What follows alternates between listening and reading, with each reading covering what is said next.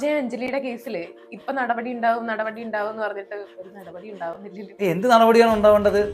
അതെന്തായാലും അവര് ആ സോഷ്യൽ മീഡിയയിൽ അങ്ങനെ പറയേണ്ട ആവശ്യമുണ്ടോ? അങ്ങനെ അല്ല, അവർക്ക് ഇപ്പൊ സ്വാഭാവികമായിട്ട് ഇവിടെ എത്ര ചലച്ചിത്രങ്ങളിൽ ഇതിനും വലിയ കാര്യങ്ങളൊക്കെ പറയുന്നുണ്ട്. പച്ച തെറി വിളിക്കുന്ന എത്ര സിനിമകൾ നമ്മൾ റിലീസ് ചെയ്തിട്ടുണ്ട്. അവർക്കൊക്കെ സെൻസർ ബോർഡ് അനുമതി കൊടുത്തല്ലേ അവരൊക്കെ ചെയ്തിട്ടുള്ളത്. അവരെയൊക്കെ എത്ര സിനിമ പിൻവലിച്ചിട്ടുണ്ട്.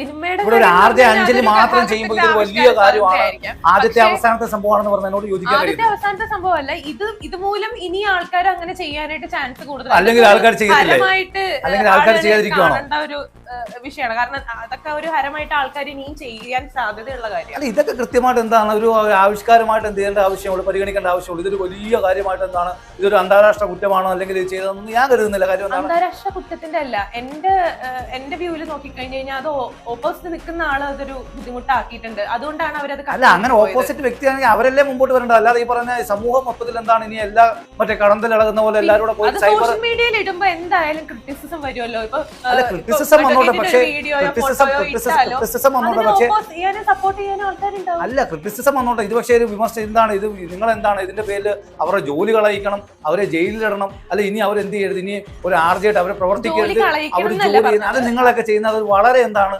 അത് ഒരിക്കലും അതിനോട് യോജിക്കാൻ ജോലി കളയിക്കണം എന്നല്ല ഞാൻ പറഞ്ഞത്. കാരണം ജോലി കളയണോ വേണ്ടതൊക്കെ അവരുടെ കമ്പനിയുടെ കാര്യങ്ങളാണ്, നമ്മൾ അതിനകത്ത് ഇടപെടേണ്ട കാര്യമില്ല. പക്ഷെ ഇങ്ങനെയുള്ള വീഡിയോസ് വരുന്നത് അത് എന്തായാലും നിർത്തണം എന്നുള്ള രീതിയിലാണ് ഞാൻ സംസാരിച്ചത്. അല്ല, അങ്ങനെ സംസാരിക്കുമ്പോൾ ഞാൻ ചോദിച്ചോട്ടെ, ഈ ഒരാളെ മാത്രം ഇങ്ങനെ ഒറ്റ തിരിഞ്ഞ് നിങ്ങൾ ചെയ്യുമ്പോൾ ബാക്കിയുള്ള കാര്യങ്ങളെ കുറിച്ച് ആരും എന്താണ് പറയാത്തത്? ഇത് ലോകത്ത് ആദ്യമായിട്ട് കാണണം ഒരാൾ പറഞ്ഞ കാര്യമാണോ? അപ്പോൾ ഒരു കാര്യം പറഞ്ഞു, അതിനെതിരെ നമുക്ക് എന്ത് ചെയ്യാം, വിമർശനം ഉണ്ടെങ്കിൽ പറയാം. പക്ഷെ എന്താണ് ഇനി അതിന്റെ പേരിൽ അവരെ അങ്ങ് എന്താണ് ഇനി അവരൊന്നും ഇനിയും മാധ്യമങ്ങളുടെ മുമ്പിൽ വരരുത്, സോഷ്യൽ മീഡിയയുടെ മുമ്പിൽ വരരുത്.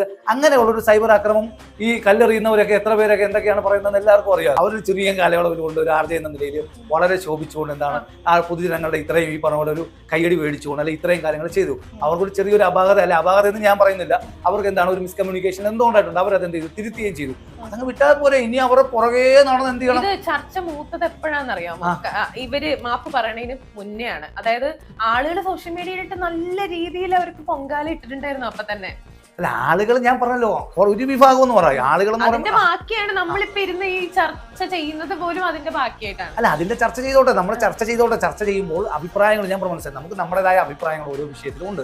അപ്പോൾ മേഡത്തിന് അഭിപ്രായമുണ്ട്, എനിക്ക് എന്റേതായ അഭിപ്രായമുണ്ട്. പക്ഷെ ആ അഭിപ്രായം ഞാൻ എന്താണ് എല്ലാവരുടെയും കൂടെ അഭിപ്രായം പറയുന്നുള്ള ബോധ്യം എനിക്ക് വേണ്ട.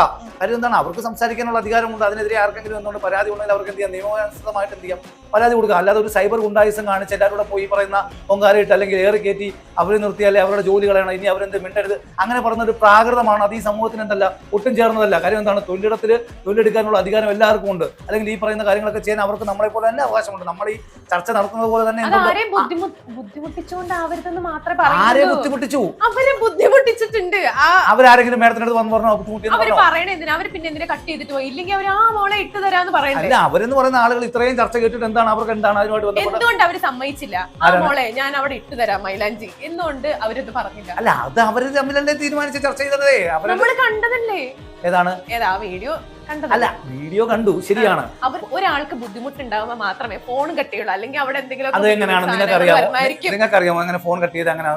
ഇതിനകത്ത് അങ്ങനെയാ, നമുക്ക് പല രീതിയിൽ ഫോൺ കട്ട് ചെയ്യാം. ആരെങ്കിലും വിളിച്ചാലൊക്കെ നമുക്ക് ഇതൊക്കെ നമ്മൾ എന്ത് ചെയ്യാണ്, നമ്മൾ അങ്ങ് എന്ത് ചെയ്യുവാണ്, ഭാവനയിലൂടെ മെനഞ്ഞെടുക്കുകയാണ്. അല്ലാതെ ഇതൊന്നും കൃത്യമായിട്ട് അവർക്ക് ബുദ്ധിമുട്ടുണ്ടായിട്ടില്ല എന്നാണ്. ഉണ്ടായിട്ടുണ്ടെങ്കിൽ അവർക്ക് അതിനുള്ള വ്യവസ്ഥാപിത മാർഗങ്ങളുണ്ടല്ലോ, അത് പുറത്തു കൊണ്ടുവരാൻ വേണ്ടി. അവരെന്തിനാണ് പേടിക്കുന്നത്?